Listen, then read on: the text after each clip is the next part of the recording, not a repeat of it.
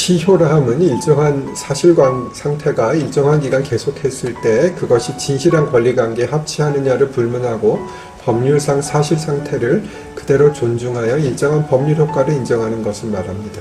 좀 어렵지요. 민사상의 시효에는 소멸시효와 취득시효가 있고요. 형사상으로는 공소시효, 형의 시효 등이 있습니다. 소멸시효는 일정한 기간 동안 권리를 행사하지 않으면 권리가 상실하는 제도, 취득시효는 일정한 상태가 지속되면 권리를 취득하는 제도, 공소시효는 범죄 후 일정 기간이 경과하면 형벌권이 소멸하는 제도, 형의 시효는 형의 확정 후 일정 기간이 경과하면 집행이 면제되는 제도입니다. 다음에 하나씩 설명드립니다. 다만 개인적으로는 취득시효가 꼭 있어야 하나 이런 의문이 들기는 합니다. 결국은 취득시효는 남의 것을 가져오는 것이기 때문이죠. 271회에서 설명드렸듯이 소멸시효란 일정한 기간 권리 행사를 하지 않으면 권리가 상실되는 제도입니다. 예컨대 돈을 빌려주고 변제기 즉 돈을 갚기로 한 날을 지나서 10년 동안 안 갚고 있으면 대여금 채권 즉 돈 받을 권리가 소멸되는 것을 말합니다. 채권 즉 다른 사람에게 어떤 행위를 청구할 수 있는 권리의 소멸시효는 10년입니다. 다만 그것보다 짧은 소멸시효 기간이 정해져 있는 것이 많이 있습니다. 예를 들어 상사채권은 소멸시효 기간이 5년입니다. 상사채권이라 하면 상행위 즉 영업과 관련이 있는 채권이라고 생각하시면 됩니다.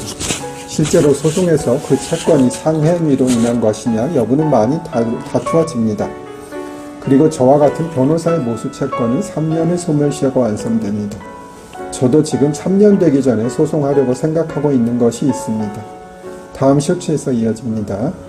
전이 쇼츠에서 못한 설명 조금 더 해드릴게요. 1년의 단기 소멸시효에 걸리는 채권도 있습니다. 식당에서 먹은 식대, 즉 음식값은 1년의 소멸시효에 걸립니다만 요즘 식당에서 외상으로 음식을 주는 경우는 잘 없을 것 같긴 합니다. 그럼 소멸시효 기간이 다가오면 어떻게 해야 할까요? 소멸시효를 중단시켜야겠죠. 제일 좋은 것은 소송의 제기입니다. 소송을 제기하면 소멸시효가 중단됩니다. 그것은 소제기시를 기준으로 합니다. 상대방에게 소장 부본이 송달되는 것이 기준이 아닙니다. 그리고 주소를 몰라서 정확히 적지 못해도 상관없습니다.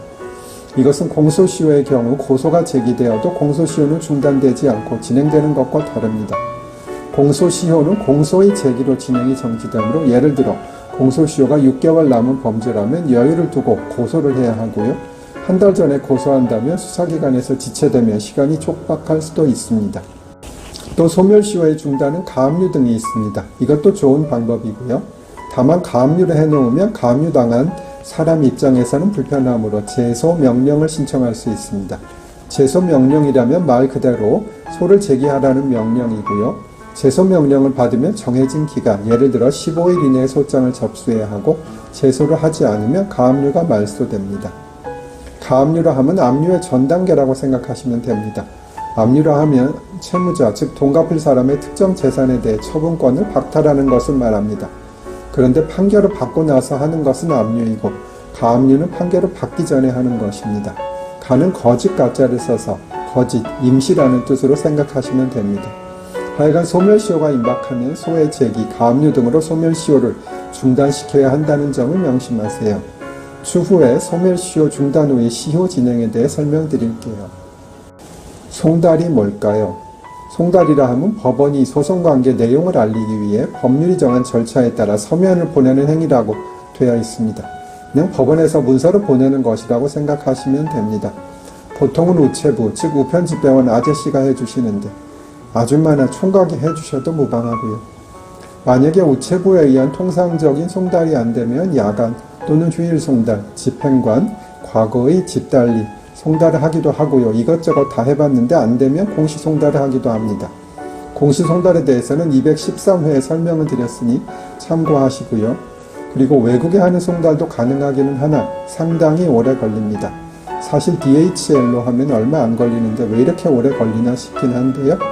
법원을 통한 외국 송달은 법원 행정처, 영사관을 통해 하는 방법이라서 그렇고요. 4 내지 6개월 정도 걸리기도 합니다.